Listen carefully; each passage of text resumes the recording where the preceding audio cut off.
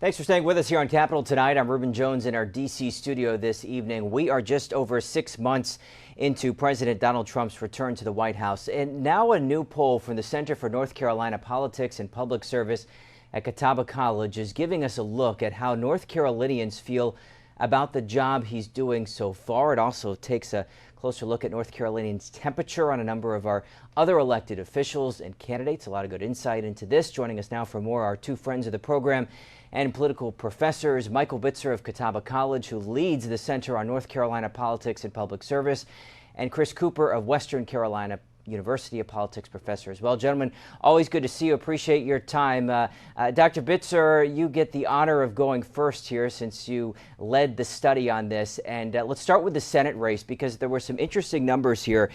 Governor Roy Cooper, perhaps not surprisingly, holds a pretty strong favorable rating, 55% approval. The interesting part here, and not surprising, I guess, is that Michael Whatley, who is likely going to be the Republican candidate here, 35% of voters in North Carolina have not heard of him, right? Right. And I think that this is going to be the thing that all of us, Chris and I and others, will be watching very closely going into 2026 is how are these numbers either stable or do they shift over time? I think Roy Cooper's numbers kind of prolong what he saw as his two terms as governor. You know, he was able to command a majority approval rating during that time. I think that this is a continuation of it, certainly. But for Whatley, I think that this, poses some interesting dynamics to kind of watch very carefully.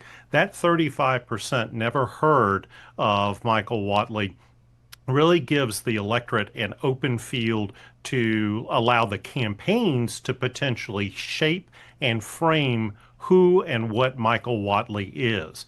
I think Whatley's campaign will certainly try to use it to his advantage and shift those folks more to the approval. Cooper's campaign will likely try and shift them to the disapproval ratings. So it'll be interesting to watch over the next several months leading into the primary and then into the fall campaign where those numbers start to move. So, Chris, if you're Michael Whatley's campaign manager, what do you do to make more people aware of him in the state?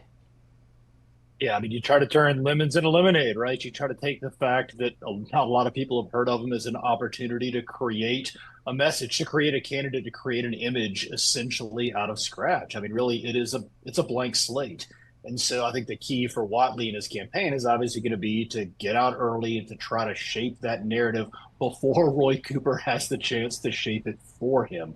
And I think that's obviously what they're doing. One of the things I'm trying to watch behind the scenes is to understand exactly how this campaign is being run. Is it being run from Washington versus is it being run from North Carolina?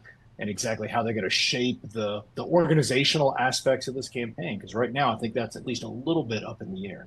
Yeah, and I mean, Whatley is a guy who is known for working behind the scenes. He knows North Carolina politics really well, but it's a lot different to be someone who's behind the scenes to being out front in front of the camera and trying to run your own campaign. Dr. Bitzer, it'll be interesting to see what the relationship is like between the president. Does he really try, and what I think he probably will do is try and talk about that strong relationship he has between the president, because we're seeing a little bit of a drop, right, in your latest poll in terms of approval ratings for President Donald Trump.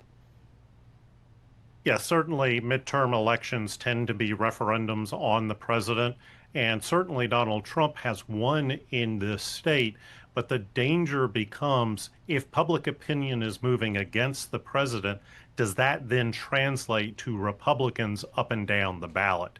I think there's going to be a very careful tight walk in terms of how Whatley is going to use the president. Certainly the president can come into this state, fire up the base, get the base, energized behind Whatley, but it is really the independents that will be a determinative factor going into November of next year. And how do they view the president? And if they are as negative as these numbers a year out tend to portray, then that's going to be a real concern moving into November of 2026, because really the battle is going to be over that small sliver ultimately of voters who are kind of the persuadables, the split ticket voters here in North Carolina.